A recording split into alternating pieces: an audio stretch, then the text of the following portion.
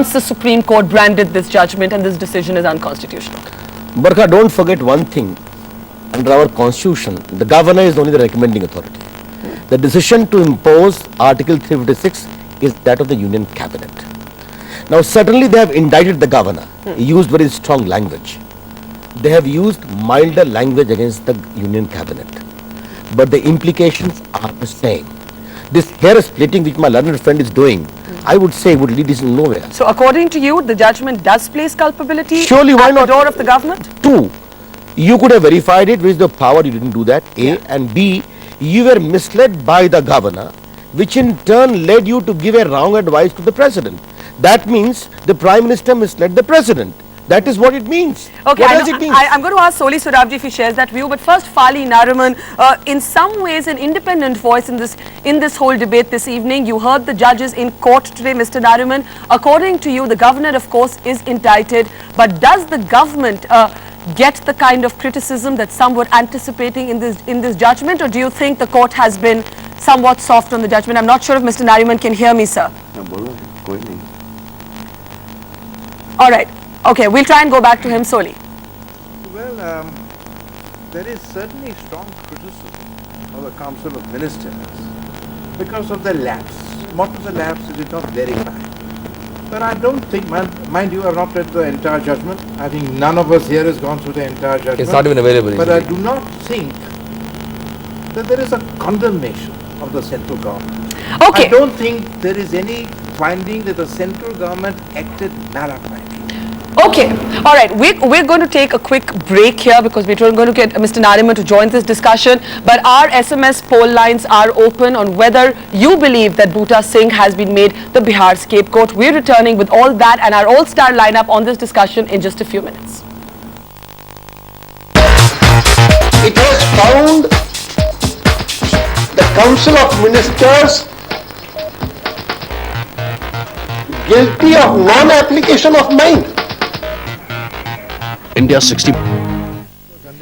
All right, welcome back. You're watching our special focus on India 60 Minutes on the Supreme Court verdict on Bihar on a day when it has clearly indicted the role of the Bihar governor. We've got an all-star lineup of lawyers and politicians here. Fali Nariman, who couldn't hear us earlier, I'm going to try and go across to him.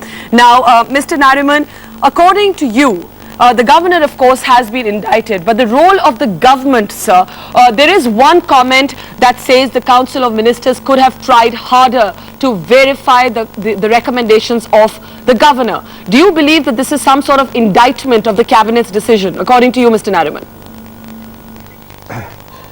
I don't think that there is any indictment of the government at all in this judgment as far as I have been able to hear this morning.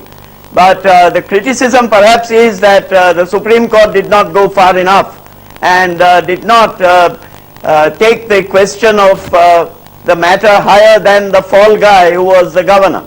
But that's a matter for the Supreme Court to have decided. Perhaps it didn't do so because there were two very strong judgments taking an entirely different view, a dissenting view, namely that the governor's action was not malafide.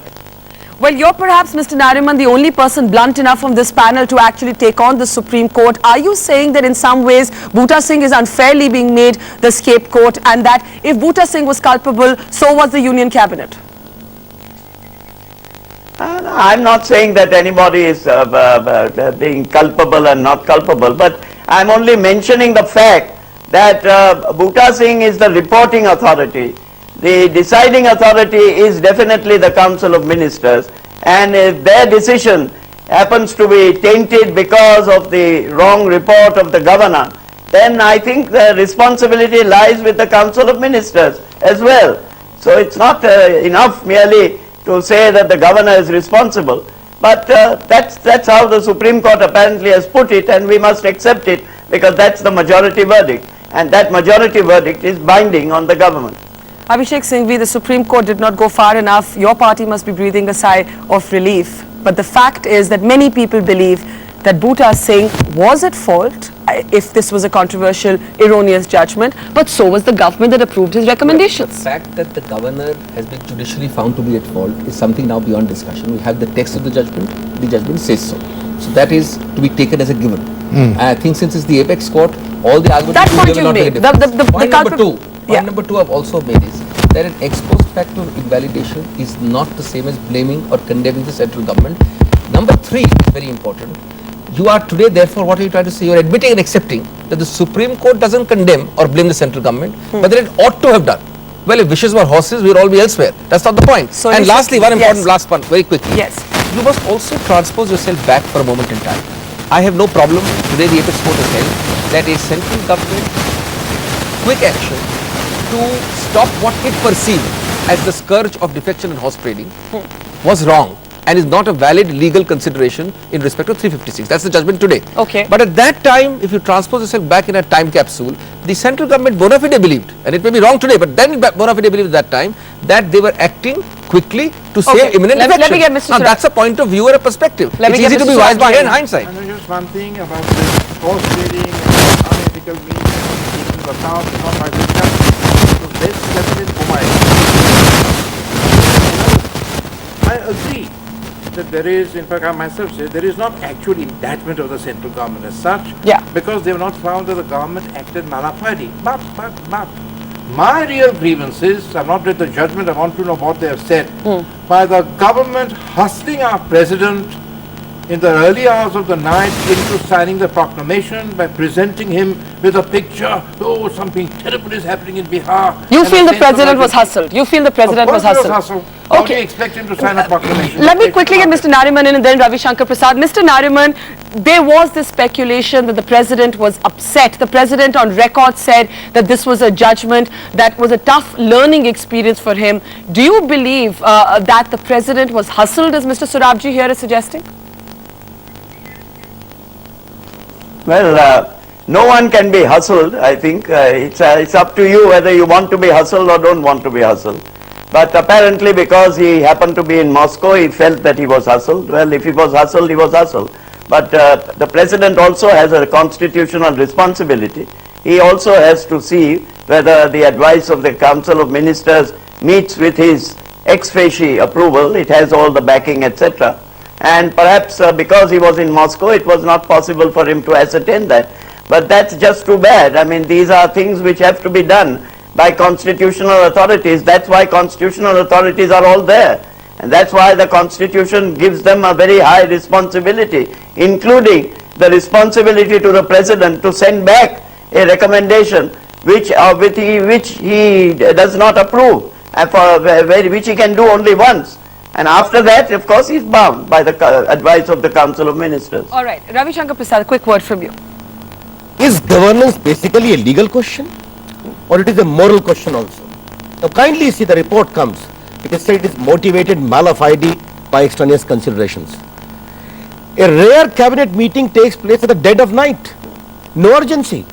And that cabinet requests the president at 2 a.m. in the morning.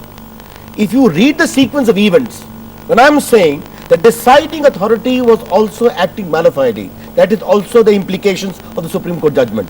Therefore, when I bring in the moral question, I always say it is high time the moral accountability of the Union Cabinet needs to be ascertained. Okay. And therefore I am saying, and by the way, in no Ayodhya judgment was indicted in NDA regime. If a law is set aside, it doesn't mean it is mala fide. All right, I There are have- surrounding circumstances I am trying to emphasize. So many of you, I actually unfortunately have to take another break, but we are coming back. We're not done with this discussion yet, and our SMS lines for your vote are open on whether Bhuta Singh is being made a Bihar scapegoat.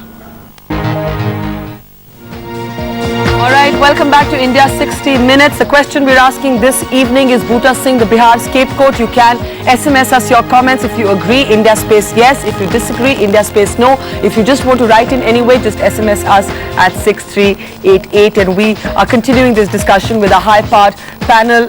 Soli Surabji, you were making the point that you believe the president was hustled. Fali Nariman Blunt has ever said if he was hustled, he was hustled. It's his responsibility. In this country, are we too politically correct about asking these questions about the president's office, about the cabinet, and indeed even about the Supreme Court on whether it went far enough? Of course, it's a free country. We can discuss it, provided do it in moderate language and don't attribute motives to any person. But we have now some my holy real, cows. my We have real, some holy cows. yes, they are made holy. Then my real grievance before the Supreme Court and even now is that what was the tearing hurry?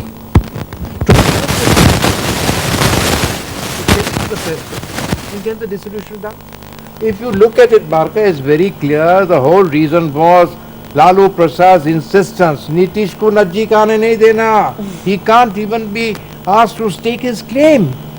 That was the whole thing. It's very clear. They yielded to him, and we know the result. Now, Because another thing. And the irony think- is that Lalu Prasad Yadav today said is judgment mein mujhe kuch कहना ही नहीं, Nahi, क्या कहेंगे? But he says many things at different Well, you times. Just 1 minute, I want to say. Yeah. No explanation was given. I said repeatedly, tell me what is the explanation? What was happening? Bihar was being overrun by some rebel elements. There was some invasion taking place. What is not, no explanation given at all. Why this was to be done in 4 hours? That to my mind was actually a malafide exercise. Okay, you have conceded, Since I am the Abhishek Singhvi, that this was of course now an erroneous judgment. The point is that even if this is a criticism of the government and not an indictment, will you now concede that the government acted in haste, this midnight meeting, Let me this deal with- fax to Moscow? What was the need for all See, this? since you're really putting the government in the dock, and although I don't speak for the government, but you must give me enough time to respond. One, let me just deal with my friend Ravi's point. I think his own sentence makes the point which I'm making. He is himself forced to say that yes, there is an indictment of the central government by implication. There is mala fide by implication. This is what he said. Well, obviously, by definition, ex hypothesi, there cannot be mala fides by implication. sitting in a The court. very fact. No. You're Let losing me. us in You this had your say. technical You had your say. legalese. No. I'm only responding to what he said. The point Let me- is that if the governor misled the Council of Ministers, should the No, Council no. of Ministers have verified his I'm making a recommendation larger or not? point. I'm making a larger point. If you The- speak in such technical terms, No, only the lawyers will understand. I'm not thinking. I'm only The using his Council of words. Ministers mislead the president. No, Did the just a Council minute. of Ministers mislead the The President? point I'm making is not a technical point. Please allow me to complete it. The very fact that he says by implication, he should know that there cannot be mala fides by implication. But the larger point is this. The Supreme Court, despite finding that the central government was misled by the governor and did not verify, did not choose to go further and say that the central government acted mala fide, that the central government acted perversely, that the central government acted with motivation, words which it is partially used for the governor. All right, Now, I mean, Mr. Ravi Shankar Prasad, yes. therefore, is trying to read words into the Supreme Court which don't exist. Second point about the haste. About the haste. About the Evidence. haste. This whole haste argument is repeated every time. Now, there is no doubt that it has been held to be bad today, but it comes back to the same point. Just for a minute, look at it from their point of view then. If you find that the central government has not acted mala fide, which is what the Supreme Court has found by not attributing mala fide to the central government, then what the central government did was a bona fide error. They received a report. They believed the report to be from a constitutional functionary. They believed it to be right. Now the report created an imminent, urgent picture of defections happening in the very imminent future. Okay. So they acted with haste to prevent what they thought was a scourge. Now today that scourge is held to be an irrelevant consideration. That's a Okay, different matter. I got your point. But their Let me point get Ravi Shankar is not Prasad. so Let me get that outrageous before we to lose talk of time 12 on o'clock and this 2 o'clock. discussion. Barkha, my friend Manu wants the Supreme Court to be absolutely severe in condemning them in future. I am sure if they continue with this, what the Supreme Court today has said mildly, will use the same words for them. That's what I feel. But by the way, I am not saying that. I am not saying that. But let me say it now because Yes. of his strong defense. Why did the Prime Minister Manmohan Singh Sariska on the morning of imposition said there was the worst form of posturing going? What was the independent? what he was told. No. He was told that by the governor of Bihar. The Prime Minister, he It's not did what in the report. he did not Posturing is apply only his one mind. sentence. Okay. And today there was nothing in the report, no material place. Therefore, the Prime Minister as the head of the cabinet must own the moral responsibility. Not only for this, but also for misleading the President. Okay. And about the President, I must say, if he is in Moscow, if this kind of dead of a night meeting is presented to him, he is bound to presume that what they are saying is correct. Okay, now let's look at specifics. First, the governor. Let me start with you, Mr. Nariman. Should this governor be removed or should he be given an honorable exit? Does this government need to make a point about strict action against Governor Bhuta Singh, who continues to say he will take the salute as in the 26th January parade in Patna? And whether he takes the salute or does not take the salute, this is so far as the Supreme Court is concerned, the majority verdict which is binding on the government is that there is an indictment on the governor. The indictment is that he acted mala fide, and I would expect that he would be either resign or he would be removed. That's what one would expect. But secondly, the Supreme Court judgment does not indict the government. Whether it should have or should not have should be asked to the Supreme Court. But you must realize, and all the viewers and all the persons who are watching this television must know, that there is a very strong dissent in the Supreme Court bench. Two judges have said very, very clearly and frankly that they, on the facts that were established, they do not find any malafide on the part of the governor. On the contrary, no one made a claim to form the government at any point of time, and therefore the governor was right with what he did. Okay, I'm totally at the end of the discussion. Just 15-second closing comments from all of you. Mr. I don't Surabji. understand. I agree with Nariman. I've said there's no clear indictment of government. Yes. But I don't understand, because of the dissent, what happens? Those findings against the governor lose their efficacy? Do the findings of the majority are anyway, their value is distracted because there's a dissent? There was a dissent in Keshwar Bharti. Therefore, you believe too that Bhuta Singh must go? No question about it. Okay. Abhishek Singhvi, closing comment.